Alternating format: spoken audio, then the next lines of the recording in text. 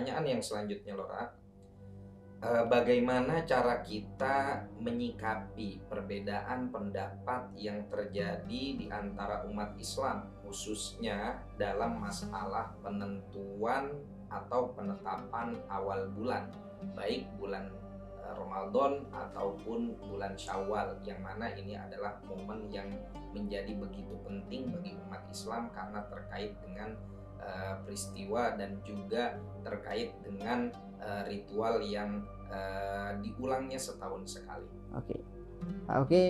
Dalam menyikapi perbedaan ini sebenarnya kita sendiri sebelum kita membahas bagaimana kita menyikapi perbedaan, harus tahu dalam menentukan awal bulan dan menentukan keluarnya bulan, kita ini punya prinsip sendiri ya. Kita orang-orang Ahlussunnah wal Jamaah ya, khususnya orang NU atau di para habaib, kalangan para habaib sejak dulu itu punya prinsip di dalam menentukan awal bulan dan keluarnya bulan ini kita semua pasrah total kepada pemerintah ya. Kita taat kepada ulil amri karena memang di mana-mana, di negara apapun, di negara manapun ya, baik itu di negara-negara Arab atau mungkin negara-negara Islam di luar Arab, itu mereka semua sepakat ya dalam urusan masuknya awal bulan atau keluarnya bulan, itu mereka sudah sepakatkan semuanya, mereka pasrahkan semuanya kepada pemerintah, karena di dalam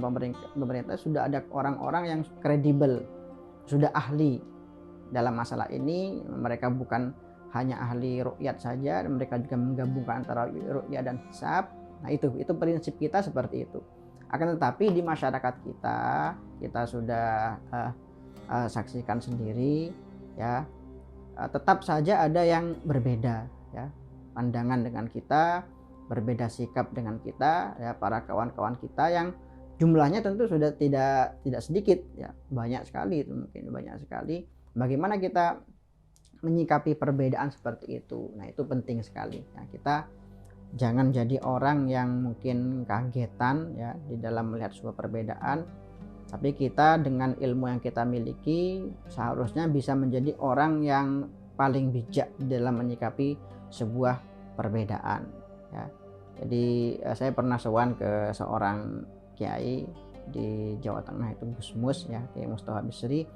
Beliau sering pernah menyampaikan seperti ini. Dulu itu para kiai dulu itu kalau saling berdebat ya, misalkan saling berdebat dalam satu masalah, saling bantah-bantahan tulisan misalkan, mereka itu berdebat memakai bahasa Arab yang fusha dengan balaghah tingkat tinggi ya, jadi mereka dulu bantah-bantahan tuh pakai syair, pakai bait-bait yang bahasanya sudah dipahami.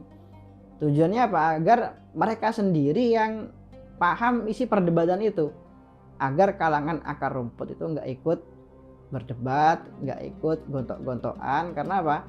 Karena kita tahu sendiri ya, banyak masyarakat di bawah itu yang tidak siap untuk menghadapi yang namanya perbedaan.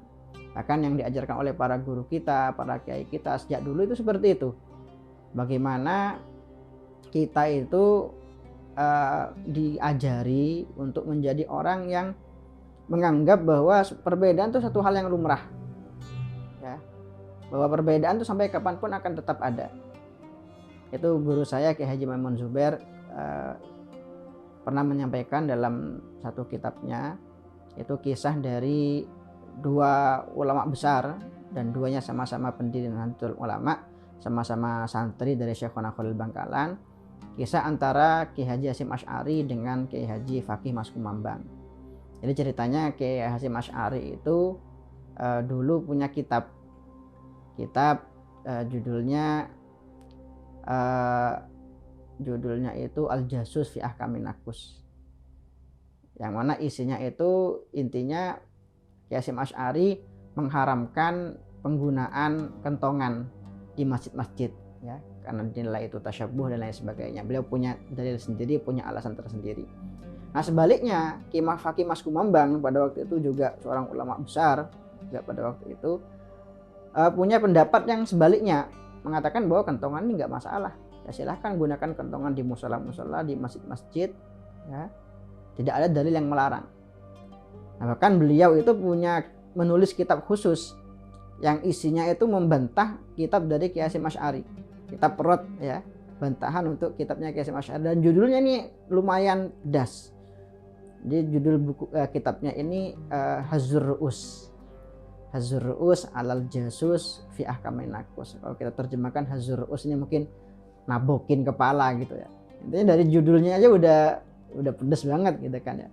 Nah, terjadi bantah-bantahan antara beliau berdua ya, diskusi ilmiah antara beliau berdua di majalah-majalah dan lain sebagainya, hingga pada akhirnya suatu ketika Kiai Hasyim Asy'ari itu mengumpulkan para ulama di Jombang ya, dikumpulkan oleh beliau di Tebu Ireng.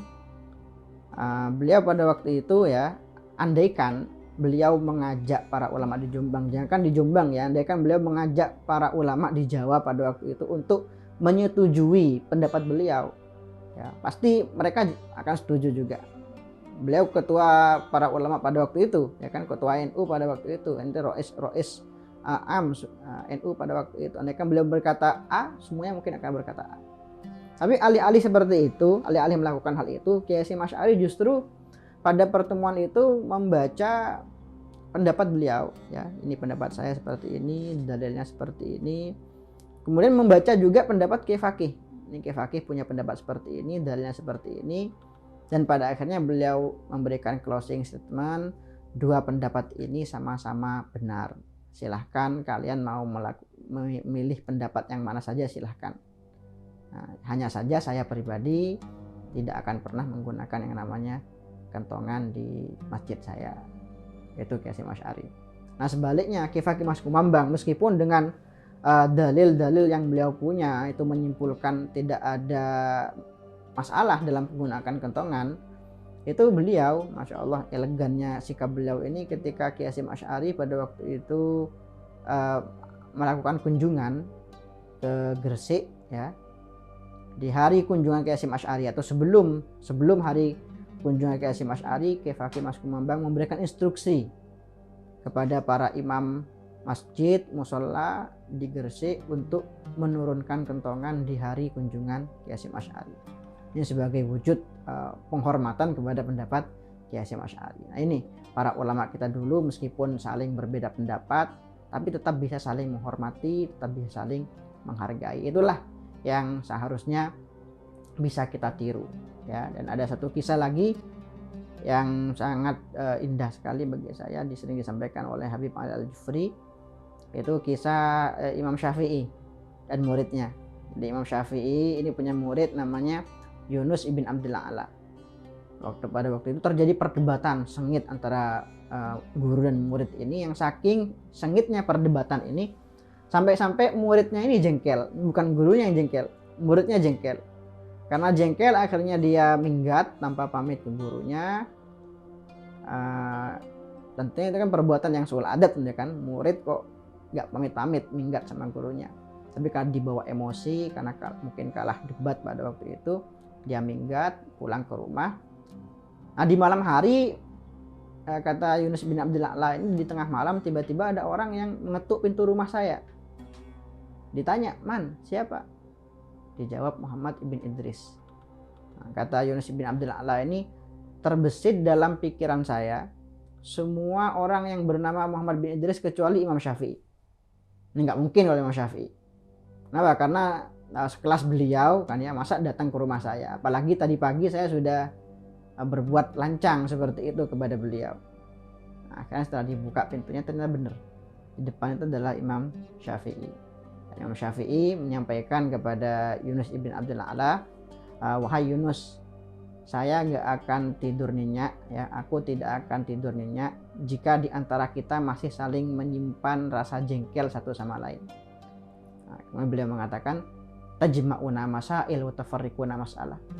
Jadi selama ini kita itu dipersatukan oleh banyak permasalahan, banyak pendapat, ribuan permasalahan kita sepakati. Kita sama-sama menyepakati sholat itu wajib, zakat itu wajib, puasa Ramadan itu wajib. Ini banyak sekali permasalahan yang menyatukan kita. Masa hanya gara-gara satu masalah saja yang kita berbeda pendapat di dalamnya kita bisa terpecah belah? Nah, masa kita hanya gara-gara satu permasalahan yang kita gak sepakat, kita saling bermusuhan. Nah, itu satu kata-kata yang bagi saya harus kita jadikan sebuah prinsip. Tajma'una masail wa tafarriquna masalah. Jadi kita sudah punya banyak titik temu di antara kita, ribuan titik temu di antara kita yang bisa menyatukan kita. Masa hanya gara-gara satu dua permasalahan, ya? Mungkin masalah beda pendapat dalam fikih, masalah beda dalam pilpres mungkin. Masa hanya gara-gara satu permasalahan itu kita terpecah belah seperti itu. Masya Allah, luar biasa sekali. Mudah-mudahan kami semua bisa mengaplikasikan nasihat Lora ini dalam kehidupan sehari-hari, terutama dalam hal menyikapi masalah perbedaan pendapat.